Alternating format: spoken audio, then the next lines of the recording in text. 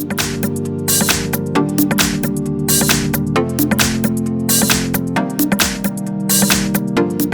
I have Blackberry KeyOne, and let me show you how to factory reset the following device. So at the very beginning, open the list of all applications, then find and select the settings. Here you should go to the very bottom of the list and select System, the last icon.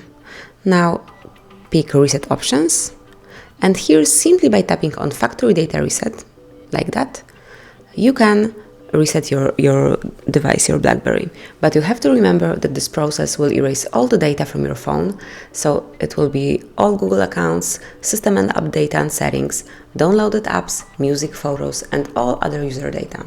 But if you are truly concerned that you want to do it, just tap on Reset Phone. You have to confirm it one more time because the separation cannot be undone and you will lose all the information. So tap on Erase Everything if you want to reset your phone. And now just wait a short while until your device wipe all data and then turn on in normal mode, where you can start setting up your device from the scratch.